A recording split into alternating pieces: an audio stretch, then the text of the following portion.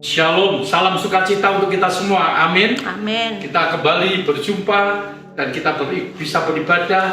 Dan hari ini kita semua akan memuji, memuliakan namanya Dia, menyembah Dia, mendengarkan pesan-pesan daripada firman-Nya yang hidup dan berkuasa. Saya yakin hari ini kita semua tidak ada satupun yang tidak akan diberkati oleh Tuhan. Katakan amin. Amin. Dimanapun kau berada, kasih setia anugerah daripada Bapa di surga, lawatan Allah akan menghampiri setiap kita. Katakan amin. Amin. Haleluya. Mari kita sebelumnya kita akan berdoa terlebih dahulu kepada Tuhan, mohon pimpinan, kemurahan dan hadirat-Nya untuk menjamah melawat kita semua yang hadir saat ini. Haleluya. Tuhan Yesus, segala puji syukur kami panjatkan pada Bapa di surga. Pagi hari ini kami bersyukur Engkau telah sertai, pimpin, pelihara, jaga, lindungi, bahkan berkati kami sehingga hari ini kembali kami boleh memuji, memuliakan nama-Mu dalam segala keadaan, dalam segala situasi kondisi yang ada, dalam segala musim, dalam segala cuaca. Kami percaya tidak ada alasan untuk kami tidak menyenangkan dan mengucap syukur kepada Bapa di surga. Tuhan berkati kami, berkati umat-Mu, hadirlah dan lawatlah kami. Dan kami percaya Tuhan Engkau sudah hadir dan ingin menjamah setiap umat-Mu yang saat ini memuji, memuliakan nama-Mu. Diberkati ibadah dari awal sampai akhirnya, baik puji-pujian, baik doa, baik penyembahan, baik firman Allah, baik persembahan, semua ibadah, seluruh rangkaian ibadah dari awal sampai akhirnya di dalam nama Yesus Kristus. Terima kasih Bapa. Engkau dengar doa kami yang kami panjatkan di dalam nama Yesus Kristus. Haleluya, amin. Haleluya. Baik, kita akan menyanyikan beberapa pujian pada pagi hari ini. Saya rasakan hadirat Tuhan selalu ada bersama kita semua. Katakan amin. Haleluya. Pujian pertama, tiap hari kulihat mujizatnya. Haleluya. Saya percaya hari ini kita ada dan kita bisa merasakan, kita bisa mengalami kasih dan anugerahnya, kuasanya, kemurahannya, bahkan terjadi dalam hidup setiap kita semua. Haleluya, haleluya. Setiap hari kulihat kasih-Mu, setiap hari kulihat kuasa-Mu.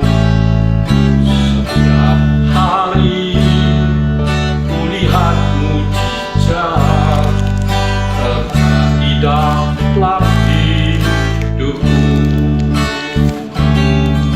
setiap hari kulihat kasih.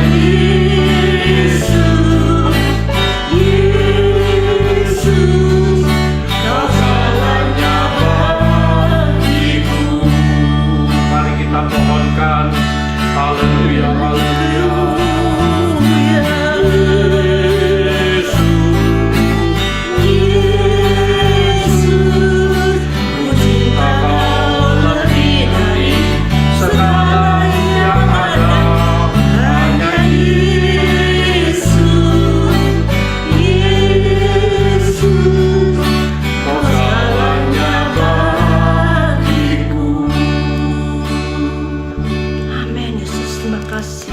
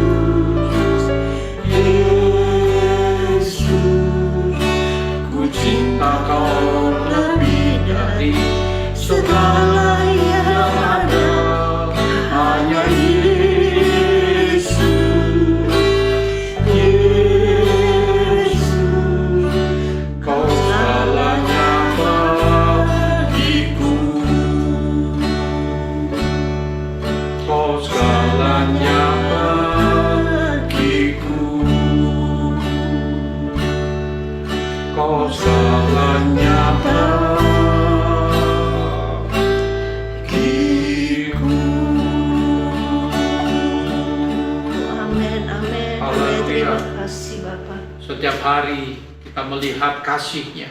Amin. Setiap hari, setiap waktu kita melihat, kita merasakan kuasa-Nya. Amin. Setiap hari kita selalu merasakan mujizat-Nya. Amin. Dan itu selalu terjadi dalam hidup kita. Amin. Oleh sebab itu tidak ada alasan untuk kita tidak berkata, Yesus, Yesus, Engkau lebih dari segala. Terima kasih. Yesus, Yesus, Bapak, luar biasa. Engkau lebih dari segalanya. Haleluya. Saya percaya Yesus kita lebih dari segala. Amin. Amin. Dan saya yakin apa yang menjadi kerinduanmu, kerinduan kita semua, Yesus pasti penuhi dalam hidup ini. Amin. Haleluya. Haleluya. Pujian kedua merupakan kesaksian hidup saya. Perubahan ajaib terjadi dalam hidup. Haleluya.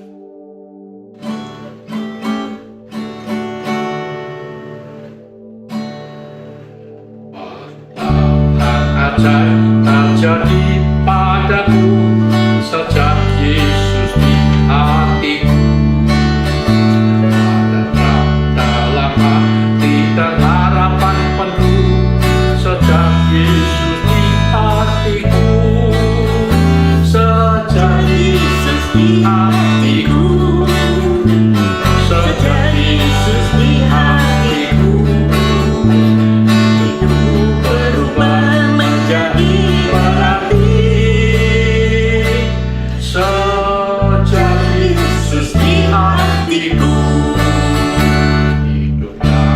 Yang telah ku tinggalkan sejak Yesus di hatiku, keselamatan dan kasih ku terima sejak Yesus di hatiku, sejak Yesus di hatiku, sejak Yesus di hatiku, hidupku berubah menjadi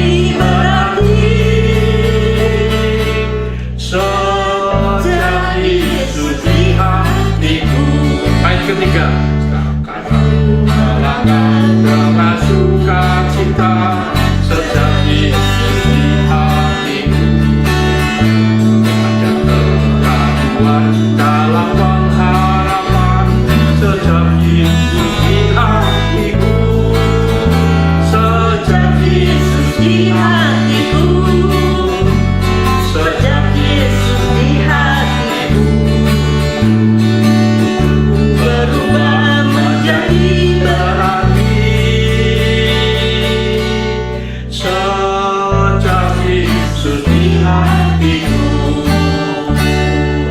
Sejak Yesus di hatiku, maka hidup kita berubah. Katakan amin. Amin. Dan saya percaya perubahan ini bisa terjadi karena Yesus yang merubah.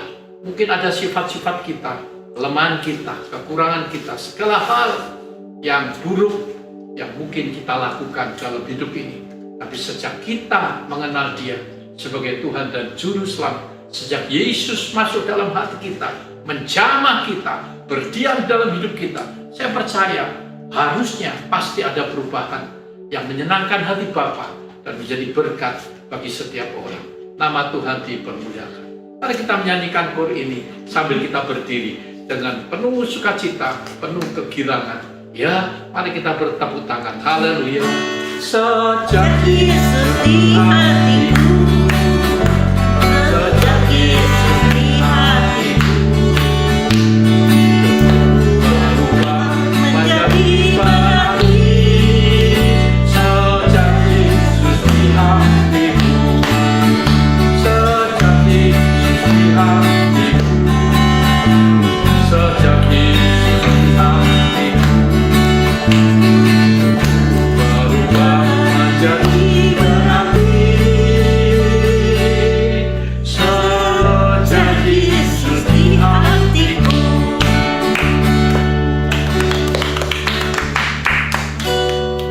Amin. Haleluya. Pujian ketiga. Sejak Yesus menjamah saya, menjamah setiap kita, maka saya percaya hidup kita yang tadinya tidak berarti, maka menjadi berarti karena punya pengharapan di dalam Kristus Tuhan. Pujian ketiga, Yesus merubah hidupku. Ini adalah pujian lagu waktu saya bertobat dan hidupku diubahkan oleh Tuhan. Saya pernah mengalami lumpuh selama 2 tahun, sakit dan akhirnya lumpuh. Dan akhirnya dokter juga tidak bisa menolong saya. Siapapun tidak bisa menolong saya. Satu kurun waktu yang cukup lama. Sakit bukan 2 hari, bukan 2 minggu, bukan 2 bulan, tapi 2 tahun. Saya putus sekolah. Dan saya mengalami penderitaan kesengsaraan. Sudah sakit, gak punya uang lagi. Hidupnya hanya dari belas kasihan orang-orang yang menolong saya pada waktu itu. Dan saya waktu itu masih muda. Sebagai seorang pemuda 17 tahun yang cukup gagah, ya, dan berprestasi di olahraga. Saya hobi bulu tangkis waktu itu. Tapi kenyataannya saya sakit dan saya tidak berdaya. Berat badan saya dari 52 kilo turun sisa 36 kilo. Sisa tulang dan kulit. Tidak ada harapan. Bagi manusia tidak ada harapan. Tapi di dalam Tuhan penuh pengharapan. Amin. Dan waktu itu Yesus yang memilih saya, menyelamatkan saya, sehingga saya disembuhkan, dijamah oleh Tuhan dari hidup yang tidak berarti apa-apa menjadi berarti untuk kemuliaan-Nya. Dan terpujilah nama Tuhan. Dan pujian ini kita akan nyanyikan bersama-sama. Mungkin juga menjadi pengalaman bagi setiap pribadi yang ada, yang sempat mendengarkan dan sempat mengikuti ibadah pada hari ini. Haleluya. Dulu hidupku tak berarti, hidup tiada berpengharapan, tapi Yesus datang merubah hidupku. Dengan rohnya Dia ubah aku. Yesus merubah hidupku.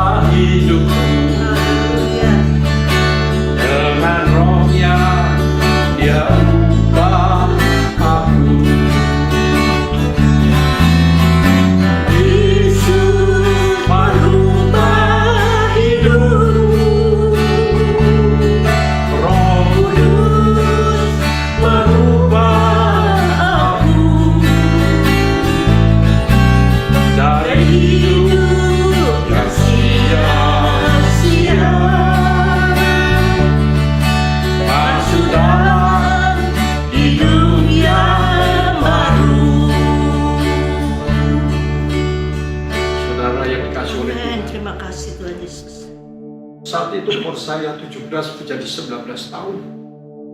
Saya putus sekolah. Seorang pemuda yang tidak punya apa-apa. Dan juga putus sekolah. Maka sebagaimana manusia, tentu seperti orang yang tidak punya pengharapan. Tapi untung saya berjumpa dengan Yesus. Yesus masuk dalam hatiku, menjamah hidupku, memberi semangat dan pengharapan. Saya bekerja sampai sekolah. Saya bisa menamatkan SMA. Saya bekerja. Saudara, saya ingin beritahu kepada setiap kita, di dalam Tuhan ada segala. Mungkin waktu itu saya sempat diremehkan, disepelekan. Banyak orang tidak menganggap, menghina, melemahkan, menyepelekan, mengucilkan. Oh, sakit di sini. Tapi ada satu hal yang tidak pernah meremehkan saya. Ada satu oknum yang tidak pernah menyepelekan saya. Itulah Yesus Kristus sebagai Tuhan dan Juru Selamat. Oleh sebab itu, Dia mengasihi saya, menghampiri hidup saya, menjamah saya. Dan Dia yang merubah hidup saya. Amin. Sehingga saya tetap mempunyai semangat hidup, punya pengharapan, punya mimpi-mimpi yang tinggi-tinggi. Amin. Dan satu persatu dapat terwujud karena kasih Tuhan, anugerah Tuhan. Oleh sebab itu, jangan pernah putus asa. Kalau hari ini ada orang-orang yang disepelekan, ada orang-orang yang diremehkan, mungkin karena kita tidak berprestasi, mungkin karena kita tidak punya apa-apa.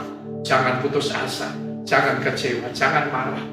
Tapi yang penting ada satu oknum, yaitu Yesus Kristus, yang tidak menyepelekan kita, Amin. yang tidak menganggap sepele kita, yang Ya, tidak amin. meremehkan kita. Amin. Dan itulah terbukti saya. Tuhan angkat dari lumpur dosa. Bukan cuma disembuhkan, diampuni dosanya, tapi dipakai oleh Tuhan menjadi saksi Kristus. Amin. Oh, terpujilah nama Tuhan. Oleh sebab itu, waktu saya selalu menyanyikan pujian ini, saya merasa bersyukur, air mata saya mengalir. Kenapa? Karena saya merasakan kalau hari ini saya berdiri di tempat ini, hari ini saya ada, dan hari ini saya menjadi saksi Kristus. Saya percaya hidup saya bukan karena saya, tapi karena Tuhan yang ada di dalam hidup saya. Amin. Saya ingin menyanyikan pujian ini lagi. Haleluya. Hidupku tak berarti, hidup yang tak berpengharapan, tapi Yesus akan merubah hidupku dengan Roh-Nya. Dia ubah aku.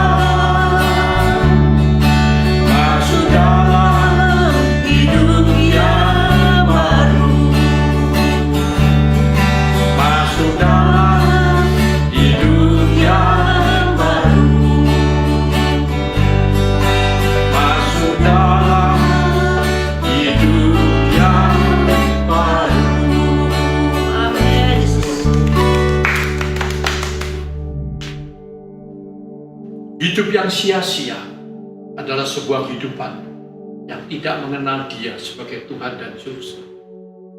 Apapun boleh kau miliki, kepandaian, kedudukan, kekayaan, kehormatan. Tapi di luar Tuhan, kalau kau tidak mengenal Dia, maka firman Tuhan katakan itu semua adalah kesia-siaan. Siapa tidak kenal Raja Salomo, seorang yang paling kaya, seorang yang sangat dipuaskan dengan kehidupan seks dan lain sebagainya, karena punya istri dan budik 1000 orang.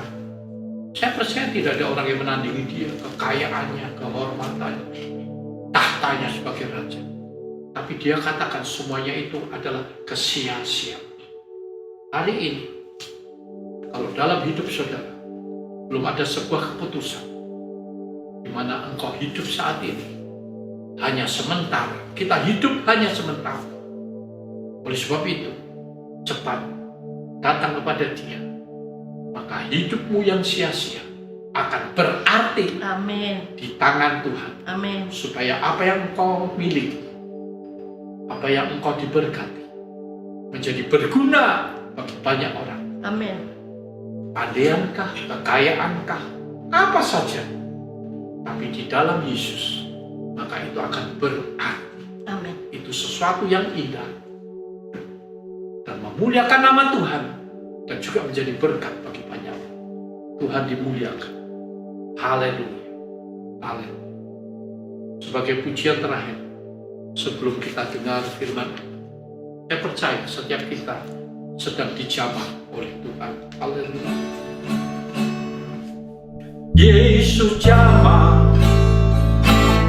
segenap hidupku dan beri damai di hatiku.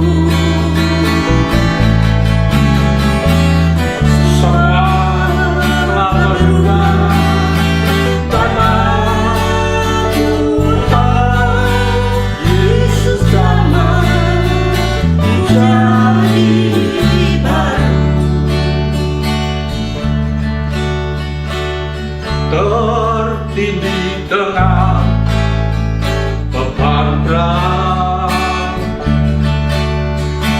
dosa dunia mendera, lalu ku datang pada Yesus. Amin. Dia ubahku jadi baru. Amin. Amin. Yesus jamah segenap hidupku dan beri damai di hatiku. semua telah berubah dan aku tahu Yesus jamah ku jadi baru. Yesus jamah segenap hidupku dan beri damai di hatiku. semua telah berubah dan aku tahu Yesus jamah ku jadi baru. Di dalam nama Tuhan Yesus, Engkau sudah memberkati setiap pujian penyembahan kami, dan Engkau menerimanya dengan penuh sukacita dan bahagia, karena umat-Mu tahu memuji, memuliakan, berterima kasih kepada Bapa di surga. Tuhan Yesus, saatnya tiba. Telah diberkati lewat puji-pujian, kami juga akan dan pasti diberkati lewat pesan firman. Urapi hamba-Mu, urapi kami semua. Di dalam nama Yesus, biar Tuhan yang mengambil alih seluruh ibadah pada pagi hari ini dari awal, pertengahan, sampai akhirnya. Amin. Di dalam nama Yesus Kristus. Haleluya, haleluya, haleluya. Semua kita diberkati, katakan sama-sama. Amin. Haleluya. Haleluya, puji Tuhan. Pagi hari ini kembali kita bersyukur pada Tuhan masih mendapat kesempatan untuk mendengar pesan-pesan Tuhan, nasihat-nasihat Tuhan untuk setiap kita. Karena kita butuh di dalam menjalani kehidupan hari-hari ini, yaitu tuntunan serta firman-Nya yang selalu akan menuntun, menolong, menjaga, bahkan meneguhkan serta memberkati kita semua. Minggu kemarin seperti yang saya janjikan, hari ini lanjutan daripada tema minggu kemarin, yaitu jangan meremehkan dan jangan menganggap sepele kepada Tuhan dan kepada firman-Nya. Dan saya percaya ibadah minggu kemarin sangat memberkati setiap pemirsa yang budiman yang saya kasihi. Dan minggu ini kita akan lanjutkan dengan tema yang perikopnya sama, yaitu jangan meremehkan dan menganggap sepele ciptaan Tuhan yang adalah manusia dan juga alam semesta. Saudara dan saya termasuk di dalam bilangan manusia-manusia yang adalah ciptaan Tuhan yang dikasihi. Oleh sebab itu perlu kita belajar supaya kita jangan meremehkan ciptaan Tuhan yang adalah manusia tersebut. Saudara yang dikasihi oleh Tuhan, kenapa kita tidak boleh meremehkan atau menganggap sepele ciptaan Tuhan yang adalah manusia tersebut? Karena kita tahu manusia adalah ciptaan Tuhan yang sempurna. Manusia diciptakan awal mula menurut gambar dan rupa Allah. Begitu sempurnanya Allah menciptakan manusia sehingga dikatakan menurut gambar dan rupa Allah. Karena di dalam kehidupan manusia ada tubuh, jiwa, dan roh. Kalau binatang hanya mempunyai dua unsur, yaitu tubuh dan jiwa. Tapi kita manusia, tubuh, jiwa, dan roh, menunjukkan bahwa sesuatu yang sangat mulia, yang sangat berharga di mata Tuhan. Nah, kita lihat begitu banyak gampangnya orang-orang yang melakukan atau meremehkan, menyepelekan satu sama lain. Dan kalau itu kita lakukan, maka kita anggap bahwa menganggap diri kita lebih kuat, lebih hebat, lebih pintar, lebih kaya, ya, lebih terhormat, lebih berhikmat, dan lain sebagainya. Dan itu adalah sesuatu yang dikatakan adalah kesombongan. Sedangkan Allah benci manusia-manusia yang sombong di hadapan Allah. Kita tahu di dalam Amsal pasal yang ke-6 ayat ke-17 ada 6 yang merupakan Allah tidak suka, bahkan 7 kekejian bagi Tuhan. Dan ternyata sombong adalah urutan yang pertama. Artinya apa? Berarti kesombongan di mata Tuhan adalah sesuatu hal yang tidak berkenan oleh Bapa di surga. Saudara yang dikasihi oleh Tuhan, meremehkan dan menganggap sepele sesama manusia adalah suatu sikap tindakan yang tidak terpuji. Di dalam Amsal pasal yang ke-16 ayat yang ke-5, bagaimana bunyi firman Tuhan? Setiap orang yang tinggi hati adalah kekejian bagi Tuhan. Sungguh ia tidak akan luput dari hukuman. Jadi orang yang sombong merupakan sesuatu kekejian bagi Tuhan, dan orang tersebut tidak luput daripada hukuman. Dan dikatakan di dalam masih Amsal yang ke-16 ayat yang ke-18 dikatakan demikian, lebih baik merendahkan diri dengan orang yang rendah hati daripada membagi rampasan dengan orang congkak. Dan ayat itu ayat 19, ayat 18, kecongkakan mendahului kehancuran dan tinggi hati mendahului kejatuhan. Sehingga kita tahu kalau orang yang suka meremehkan dan menyepelekan adalah orang yang sombong, dan itu merupakan awal daripada dia akan mengalami kejatuhan. Karena Allah tidak suka untuk orang-orang yang sombong. Saudara dikasih oleh Tuhan, manusia adalah ciptaan Allah yang sangat mulia dan berharga. Amin. Allah begitu mengasihi ciptaannya. Allah begitu menghargai umat manusia. Oleh sebab itu, waktu manusia jatuh dalam dosa, maka Allah sampai rela mengorbankan anaknya satu-satunya, yaitu Yesus Kristus. Dia datang ke dunia, dia melayani, dia mengasihi, dia bermurah hati kepada banyak orang.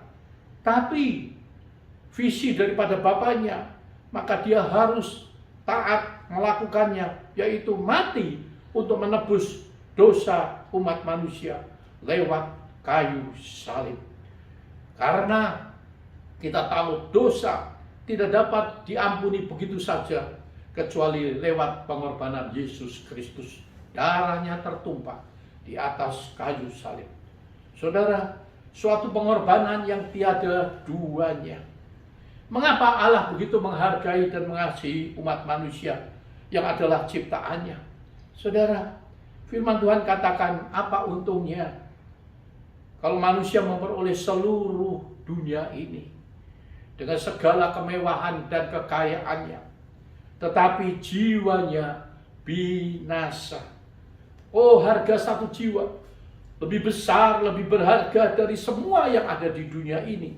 Katakan amin. Amin. Oleh sebab itu, begitu berharganya manusia, maka itu Yesus rela mati, berkorban untuk menebus dosamu dan dosamu.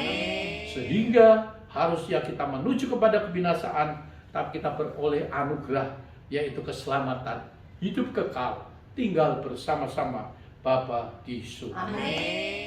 Saudara, suatu ketika dalam Amsal 19 ayat yang ke-17, di sini dikatakan, siapa menaruh belas kasihan kepada orang yang lemah, memiutangi Tuhan.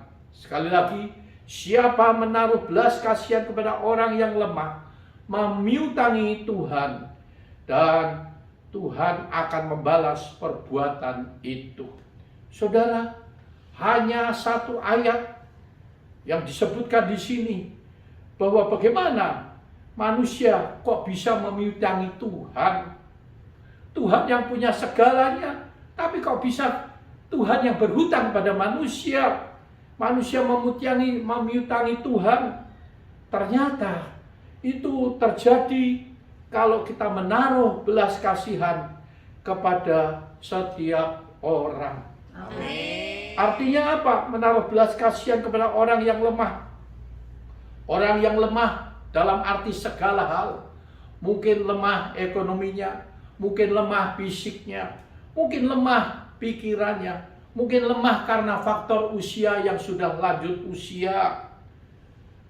Dan firman Tuhan katakan, kalau itu kita lakukan, menaruh belas kasihan kepada orang-orang tersebut, maka kita sedang memiutangi Tuhan.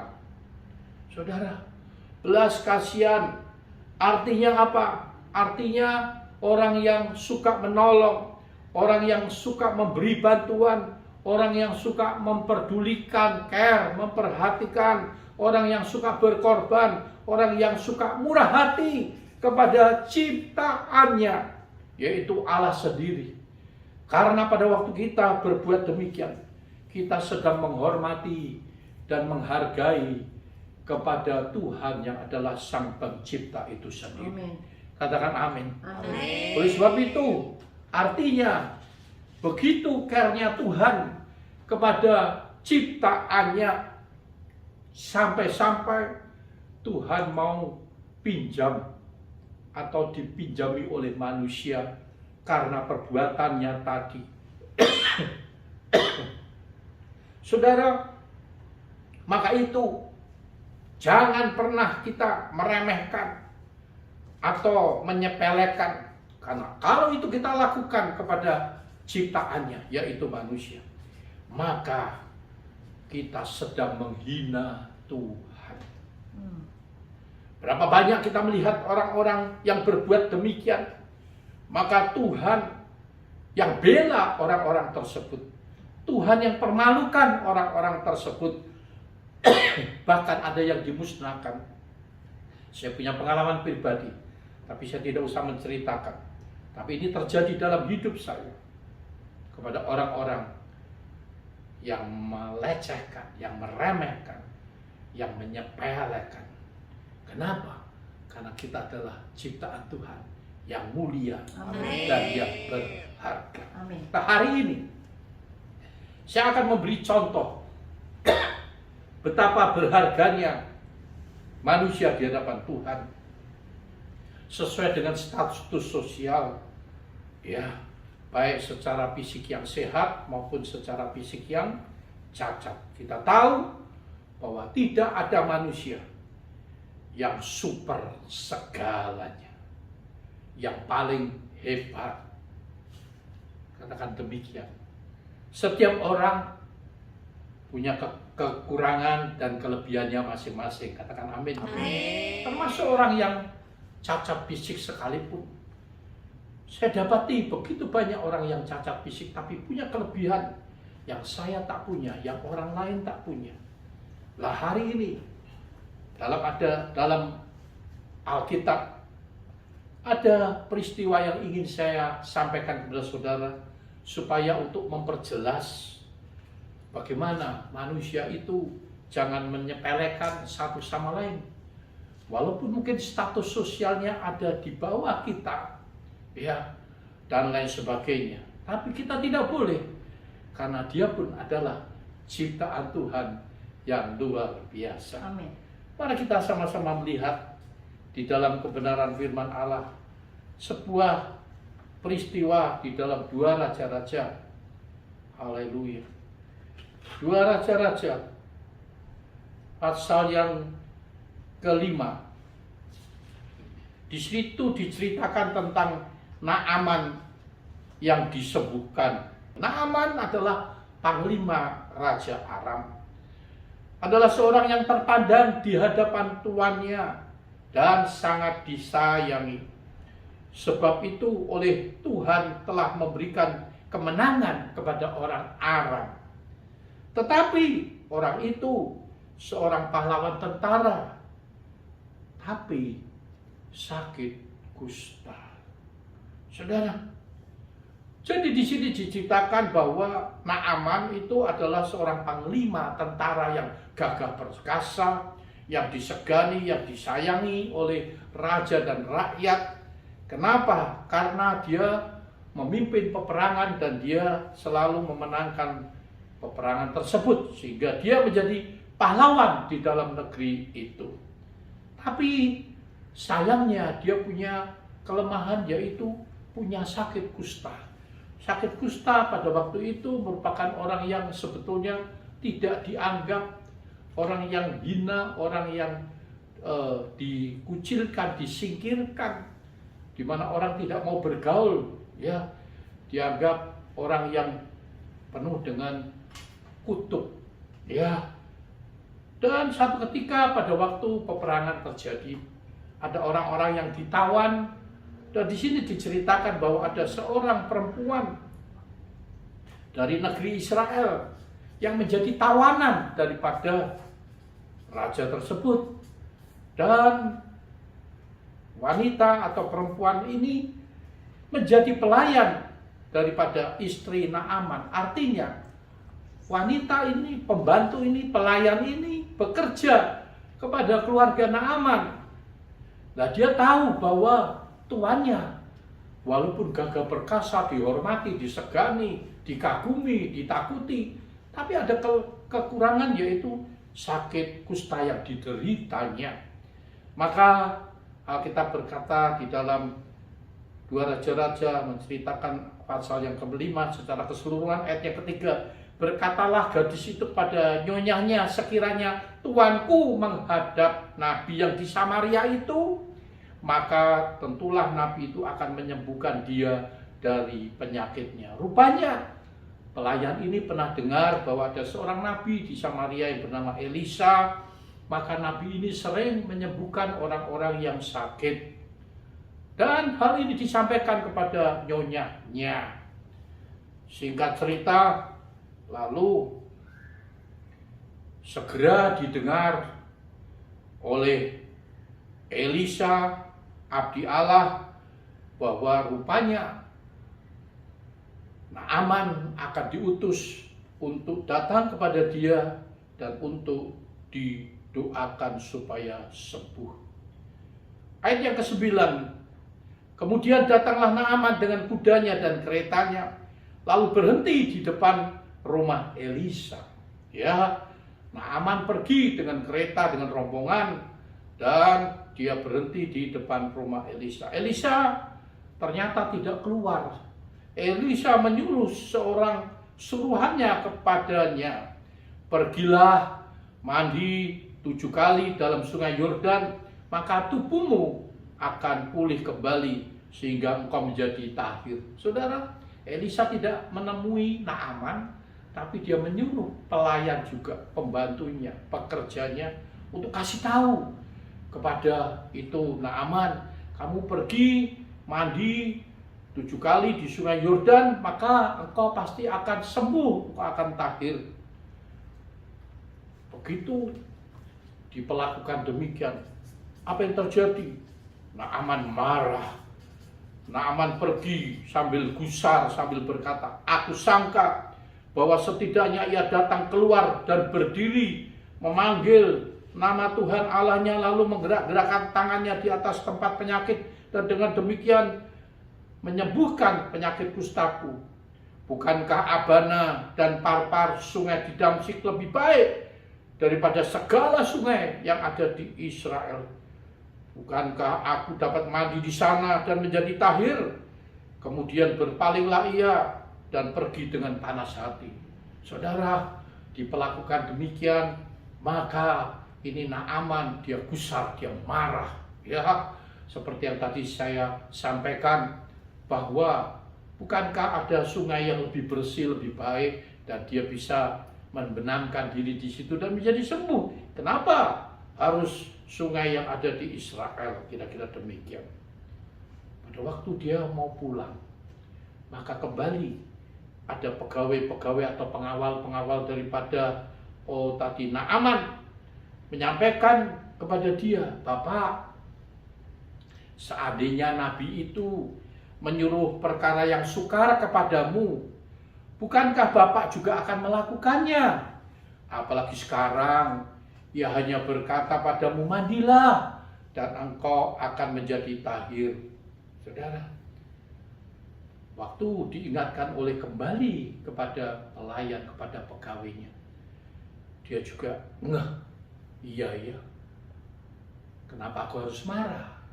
Kenapa aku harus gusar? Kenapa aku harus sakit hati? Lebih baik aku dengar seperti apa yang disampaikan oleh suruhan daripada Elisa tersebut. Maka firman Tuhan katakan ayat 14, maka turunlah ia membenamkan dirinya 7 kali dalam sungai Yordan, sesuai dengan perkataan abdi Allah itu atau Elisa. Lalu pulihlah tubuhnya kembali seperti tubuh seorang anak, dan ia menjadi tahir. Beri tepuk tangan yang meriah. Naaman disembuhkan lewat perkataan, lewat suruhan daripada Elisa untuk membenamkan mandi 7 kali ke dalam sungai Yordan, dan akhirnya Naaman disembuhkan. Saudara yang dikasihi oleh Tuhan, kalau kita melihat peristiwa atau cerita ini, ya, di mana saya persingkat cerita tadi, maka apa yang terjadi? Ternyata yang membuat Naaman sembuh, yang punya peran, yaitu yang pertama adalah seorang gadis pelayan daripada keluarganya. Gadis yang ditawan pelayan, orang yang punya status yang rendah, ya, bukan seorang jenderal yang berkata kepada dia atau seorang raja, bukan. Tapi justru seorang pelayan yang mungkin tidak dianggap, yang mungkin disepelekan, diremehkan, tapi justru lewat perkataan tadi, maka dia menindaklanjuti. Dan apa yang terjadi pada waktu dia berjumpa dengan Elisa dan diperlakukan demikian, dan ternyata dia gusar, dia marah, kembali pegawainya lagi yang mengingatkan, Tuhan, seandainya Elisa menyuruh yang lebih sulit, bukankah juga Tuhan akan mengikutinya? Tapi ini kan hanya perkara yang sepele, hanya gengsi saja. Dan ternyata dia mengikutinya. Artinya apa? Dalam cerita ini, orang-orang yang punya status sosial di bawah, katakanlah dia pelayan, pembantu, pegawai sekalipun, yang tadinya tidak dianggap, tapi ternyata justru mereka berperan, ya, lewat pelayan-pelayan tadi, mereka berperan untuk Naaman bisa sembuh. Amin. Artinya apa? Di sini kita bisa melihat, jangan pernah menganggap sepele status sosial apapun juga. Katakanlah orang bawahan kita, pegawai kita, pelayan kita, pembantu kita, bujang kita, jangan pernah kita menyepelekan dia. Karena mereka juga adalah ciptaan Tuhan yang punya kelebihan dan punya kekurangan. Hari ini dalam nama Yesus, kalau ada di antara kita yang suka menyepelekan orang-orang yang kita anggap di bawah kita, maka firman Tuhan jelas katakan, kalau itu kita lakukan berarti kita menganggap diri lebih dari segalanya. Kita adalah orang yang sombong. Dan kalau kita orang yang sombong, kita juga dibenci oleh Tuhan. Orang yang sombong bukan ditinggikan, tapi akan direndahkan oleh Tuhan. Justru orang yang rendah hati, Tuhan angkat dia setinggi-tingginya. Amin. Haleluya. Pelajaran yang sangat indah. Supaya kita jangan lagi meremehkan siapapun mereka. Karena mereka adalah ciptaan Tuhan yang paling berharga. Amin. Dan mulia. Amin. Contoh yang kedua, kita bisa melihat belajar daripada peristiwa, yaitu masih di Raja-Raja, yaitu tentang bagaimana orang kusta dipakai oleh Tuhan. Masih di dalam 2 Raja-Raja pasal yang ke-6, dan ini peristiwa adalah pada waktu Samaria dikepung oleh musuh. Sehingga apa yang terjadi pada waktu Samaria dikepung oleh musuh? Maka kita tahu bahwa terjadi kelaparan di Samaria. Sehingga karena mereka tidak bisa keluar daripada meninggalkan kota tersebut. Kota itu dikepung, dan kita tahu bahwa terjadi kekacauan, terjadi kelaparan, terjadi penderitaan atas rakyat Samaria. Sampai-sampai apa yang terjadi?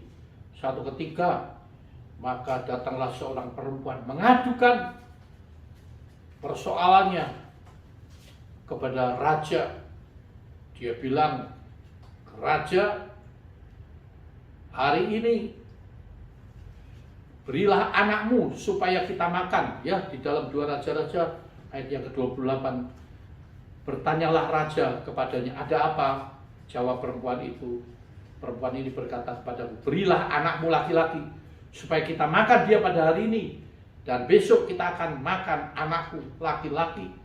Saudara, jadi kami memasak anakku dan memakan dia, dan besoknya baru anakku yang akan kita makan bersama. Artinya apa? Satu keadaan yang sangat mengerikan. Kesulitan, kesusahan, kelaparan yang sangat dahsyat. Kenapa? Karena waktu itu Samaria dikepung oleh musuh. Kenapa yang terjadi? Di pintu gerbang, maka ada 4 orang kusta. Tadi juga orang yang sakit kusta, tapi sekarang ini orang kusta lagi yang ingin saya sampaikan. Tapi bedanya ini adalah orang kusta, 4 orang yang pekerjaannya duduk di pintu gerbang. Setiap hari minta belas kasihan daripada orang yang lalu lalang masuk keluar daripada kota Samaria. Jadi hidupnya hanya dari belas kasihan orang-orang yang lalu lalang. Kenapa? Karena dia tidak bisa bekerja seperti orang normal, karena dia punya sakit kusta. Tapi waktu melihat kenyataan demikian, maka apa terjadi? Tentu orang tidak bisa berlalu lalang. Tapi ini 4 orang kusta, dia juga tidak putus harap, putus asa. Apa yang terjadi? Maka salah satu dari antara mereka berkata, mengapa kita duduk-duduk di sini sampai mati? Dia tahu kalau dia tidak berbuat apa-apa, dia juga akan kelaparan dan akhirnya kematian menunggu dia.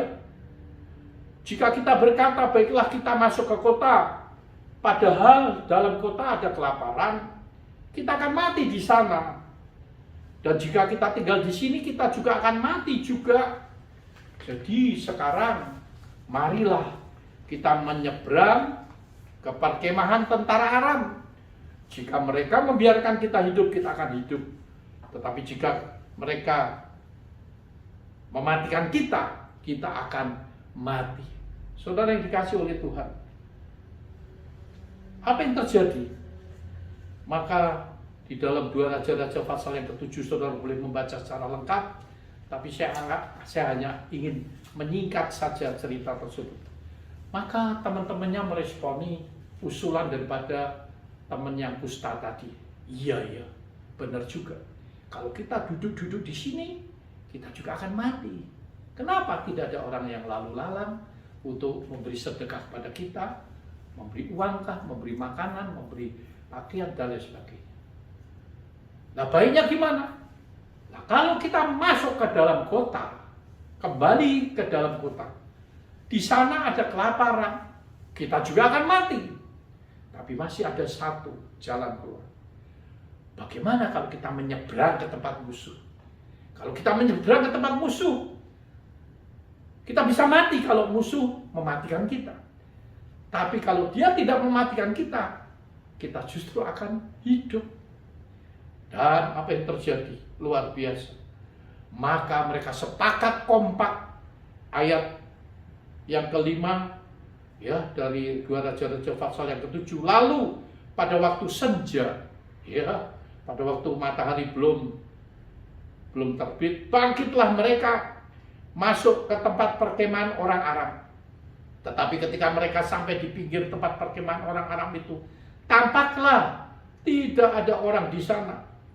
Wah, ternyata mereka berempat nekat nyebrang ke tempat musuh, dan ternyata mereka tidak mendapati tentara-tentara Aram ada di sana. Ayat yang ke-8, sebab Tuhan telah membuat tentara Aram itu mendengar bunyi kereta, bunyi kuda, bunyi tentara yang besar, sehingga berkatalah yang seorang kepada yang lain, sesungguhnya Raja Israel telah mengubah raja-raja orang Het dan raja-raja orang Misraim melawan kita supaya mereka menyerang kita.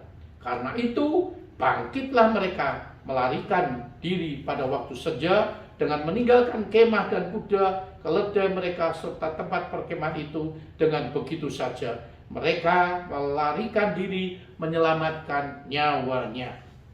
Ketika orang-orang sakit kusta itu sampai ke pinggir tempat perkemahan, masuklah mereka ke dalam sebuah kemah, lalu makan dan minum, bla bla bla, dan selanjutnya. Saudara yang dikasih oleh Tuhan, dengan orang kusta yang sepakat, punya semangat, walaupun dia cacat secara fisik, tapi orang kusta ini dia tidak cacat secara jiwa, secara pikiran, secara hati.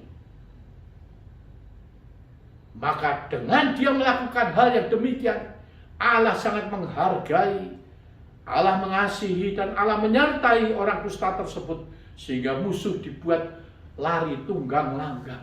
Tuhan kirim suara seperti musuh yang datang berkuda, beribu-ribu, mungkin berlaksa-laksa, sehingga membuat mereka akhirnya lari tunggang langgang meninggalkan pengepungan tersebut. Dan kita tahu 4 orang kusta ini akhirnya bisa makan hidup, dan mereka bukan cuma untuk kepentingan diri sendiri, mereka pulang kasih tahu bahwa di luar musuh sudah tidak ada, dan akhirnya mereka malah mengambil barang-barang yang ditinggalkannya, sehingga selesailah ya daripada penawanan atau selesailah daripada pengepungan kota tersebut. Di sini kita bisa melihat bukan orang hebat, bukan tentara, bukan orang kuat, bukan siapa-siapa yang dapat meloloskan mereka dari maut, tetapi justru 4 orang kusta yang cacat tersebut yang dapat membebaskan mereka dan menyelamatkan mereka dari kesulitan penderitaan ini. Artinya apa, saudara? Artinya walaupun dia cacat secara fisik, tetapi saya yakin dia adalah ciptaan Tuhan yang luar biasa. Sehingga Tuhan bisa pakai dia untuk menolong sebuah kota yang sedang dikepung oleh musuh. Saudara, jangan pernah menganggap orang cacat itu tidak bisa berbuat apa-apa. Saya temui dalam pengalaman hidup saya, orang cacat seringkali lebih hebat dari saya, lebih pintar, lebih kuat, lebih kaya, lebih segalanya. Memang dia cacat karena dia tidak diinginkan, tetapi dia punya kelebihan-kelebihan yang lain. Oleh sebab itu, tidak ada alasan untuk kita merendahkan, melecehkan, menyepelekan mereka. Katakan amin. Amin. Katakan amin. Amin. Bertobat bagi setiap kita yang pernah menyepelekan orang-orang yang cacat secara fisik. Ya, saya ada kesaksian yang luar biasa. Suatu pagi di tahun 92-an, saya tinggal di Intercom, belum lama pindah dari kota Manado, dan pada waktu itu saya dengan Pak Radi diberi kesempatan untuk membangun, menjadi bagian daripada developer tersebut untuk membangun perumahan Taman Kebun Jeruk Intercon yang waktu itu sangat terkenal, termasuk daerah elit. Ya, harga tanah juga nomor 2 paling mahal di kota Jakarta. Dan apa yang terjadi, saudara? Pada waktu itu di satu pagi, ya, maka tiba-tiba ada tamu yang datang, ya, ke rumah. Padahal saya dan istri waktu itu sudah keluar pintu dan hampir keluar, ada urusan yang harus saya selesaikan. Tapi karena ada tamu, saya berhenti dan saya melihat tamu ini 3 orang, ya, seorang pendeta dan 2 orang suami istri, dan ternyata suaminya seorang yang cacat. Saya persilakan, saya menghormati, saya menghargai dia, ya, saya layani dengan baik, saya persilakan masuk dan lain sebagainya, lain sebagainya.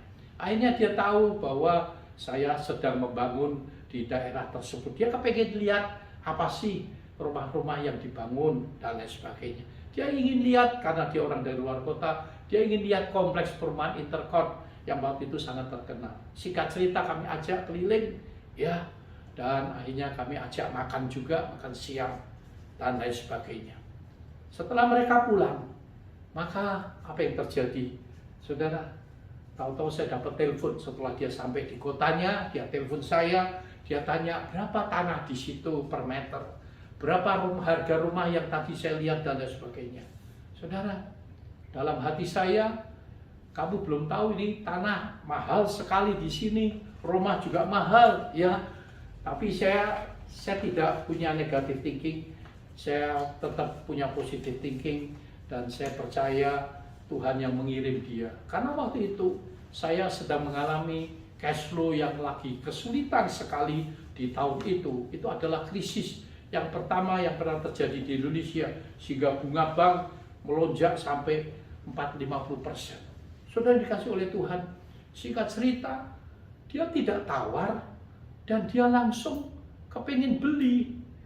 Dalam hati saya, wah, hebat sekali ya orang cacat ini. Saudara, orang cacat ini berjalan aja tertatih-tatih. Untuk makan aja pegang sendok aja sulit sekali. Waduh, saya kagum juga.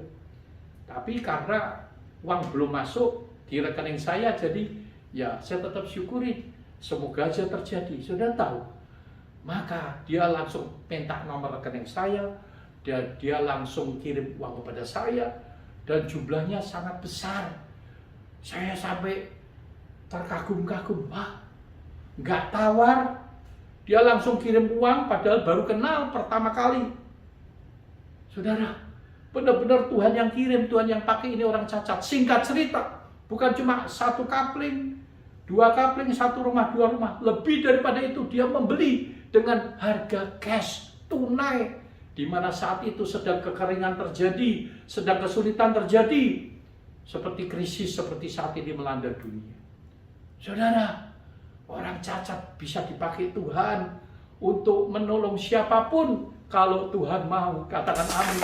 Oh, waktu itu saya dengan Pak Radi sangat bersuka cita. Ya, karena orang yang kita tidak pernah sangkakan akan melakukan hal tersebut. Akhirnya kami menjadi sahabat yang baik dengan dia. Saudara, lewat kesaksian ini, pengalaman ini, artinya apa? Kita tidak boleh menganggap remeh siapapun, termasuk mereka yang cacat sekalipun.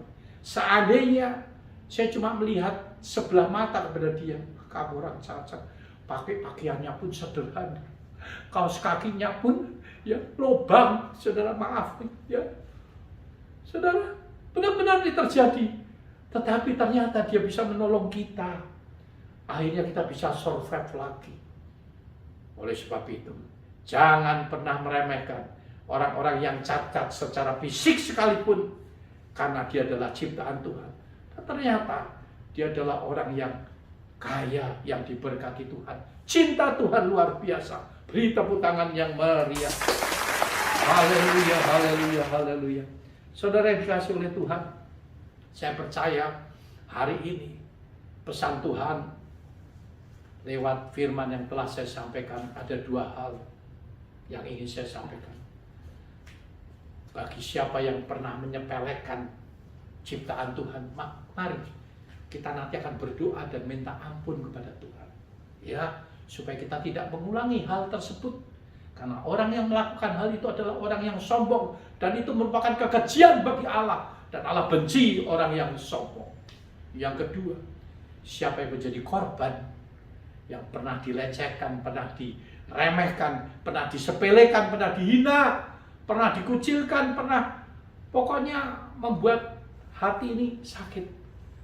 Mari saya akan berdoa supaya Tuhan lepaskan kita dari segala sakit hati dan lain sebagainya. Katakan amin. Amin. Saudara, ada satu lagi yang saya ingin sampaikan secara cepat. Saudara, kalau tadi kita adalah berbicara tentang ciptaan Tuhan, maka satu lagi di mana saya akan berbicara tentang menyepelekan, meremehkan kepada masalah yang kecil sekalipun yang tidak terselesaikan. Singkat saja. Seringkali ada masalah-masalah yang timbul baik dalam perusahaan kita, dalam pekerjaan kita, dalam keluarga kita, dalam komunitas, dalam gereja, dan lain sebagainya. Seringkali kita menganggap sepele.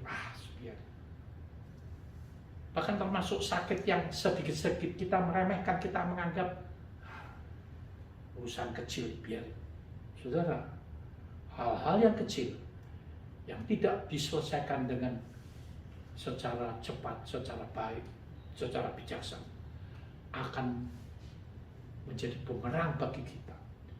Bahkan bisa menghancurkan banyak hal di dalam hidup ini. Oleh sebab itu, jangan pernah kita meremehkan, menganggap sepele masalah-masalah sekecil apapun juga. Saudara, kita tahu kebakaran hutan yang besar yang terjadi baik di Indonesia maupun di luar negeri kadang-kala bukan karena api yang besar yang membakar, bukan, tapi karena ada sepuntung rokok yang dimana mereka buang sembarangan, dan akhirnya karena kekeringan, ya, udara lagi panas, maka gara-gara sepuntung rokok yang kecil, api yang kecil, dia dapat menghanguskan hutan yang besar. Peristiwa kapal yang tenggelam bukan karena ada lubang yang besar, bukan. Kadang-kadang ada lubang yang kecil tapi yang didiamkan, akhirnya air dari laut masuk ke dalam kapal tersebut. Sehingga pada akhirnya lubang yang kecil yang tidak ditutup, yang tidak diselesaikan, yang tidak dibereskan, bisa menenggelamkan kapal yang besar. Artinya apa? Hati-hati untuk masalah-masalah apapun yang timbul di dalam perusahaan, di dalam keluarga, di dalam rumah tangga, di dalam kesehatanmu, di dalam komunitas, di dalam gereja, di dalam pelayanan, dan lain sebagainya. Maka kita perhatikan baik-baik. Harus cepat diselesaikan dengan hikmat Tuhan. Dengan demikian kita tidak menganggap remeh, kita tidak menyepelekan, dan akhirnya masalah tersebut terselesaikan dengan baik, dan Tuhan dimuliakan, kita juga diberkati dan diuntungkan. Katakan amin. Amin. Saya kira itu saja pesan Tuhan hari ini, dan kita akan masuk di dalam doa. Saya percaya firman secara 2 minggu berturut-turut akan menyadarkan dan mengingatkan kita untuk satu hal: jangan meremehkan dan menganggap sepele baik kepada Tuhan, kepada firman-Nya, juga kepada ciptaannya yang adalah manusia, juga kepada masalah-masalah hal-hal yang kecil yang timbul dalam hidup ini. Tuhan Yesus memberkati. Mari kita satu dalam doa. Saya ingin berdoa yang pertama untuk orang-orang yang suka menyepelekan, menganggap sepele, merendahkan, menghina orang lain. Ya, itu adalah orang-orang yang sombong. Mari kita dengan rendah hati kita minta ampun. Mungkin hal itu yang membuat kita tidak bisa diberkati oleh Tuhan, yang membuat doa kita nggak bisa naik di hadapannya dan didengar dan dijawab. Saya rindu kita berdoa, tapi sebelumnya saya ingin menyanyikan sebuah pujian. Yesus jamah segenap hidupku. Haleluya. Yesus jamah segenap hidupku, dan beri damai di hatiku. Semua telah berubah dan aku tahu Yesus jamah ku jadi baru. Buka hatimu. Engkau yang mau didoakan, silakan kau angkat tangan, dan saya akan pimpin di dalam doa ini. Tuhan Yesus, Tuhan yang baik, kami telah mendengar firman Allah, dan kami percaya firman Allah yang hidup dan berkuasa akan menghidupkan batin kami, menghidupkan roh kami, menghidupkan pikiran kami di dalam nama Yesus. Sehingga dengan demikian Tuhan, ampuni kami kalau lewat firman-Mu seringkali kami menyepelekan, kami menganggap remeh, kami menganggap sepele orang-orang di bawah kami secara status sosial dan lain sebagainya. Tuhan ampuni, di mana lewat tutur kata seringkali kami memaki mereka, menghina mereka, karena itu merupakan kesombongan yang kami lakukan. Ampuni kami tidak akan melakukan lagi. Kenapa? Karena kalau kami melakukan, kami menghina Tuhan. Kalau kami melakukan, mereka adalah ciptaan-Mu yang mulia dan luar biasa. Karena betapa mulianya harga satu jiwa lebih daripada isi dunia ini. Terima kasih Tuhan, Kau sudah mau rela berkorban mati bagi kami, supaya jangan ada satu pun di antara kami yang binasa. Oleh sebab itu kami sangat berharga, sangat mulia di mata Tuhan. Ampuni kami tidak akan melakukan hal tersebut lagi. Supaya kami juga menerima berkat, supaya doa kami juga didengar oleh Tuhan, dan kami juga akhirnya dikenan oleh Bapa di surga. Hal yang kedua, saya akan berdoa bagi saudara yang mengalami luka batin, yang pernah teraniaya, yang pernah dilecehkan, disepelekan, dihina, dan saudara merasa sakit hati, dan engkau harus lepaskan pengampunan atas mereka. Karena kalau itu engkau bawa terus, maka itu akan menjadi penghambat bagi pertumbuhan rohani kita. Bahkan kita juga menghalangi berkat Allah turun atas hidup kita dan rumah tangga kita. Bapa, kami juga mau melepas pengampunan. Kalau kami pernah menjadi korban daripada orang-orang tersebut, di mana pernah menyepelekan, menghina, meremehkan, mengucilkan kami, sehingga kami sakit hati terus. Tuhan, dalam nama Yesus, saat ini juga kami lepaskan segala, Tuhan, dendam, sakit hati, kemarahan.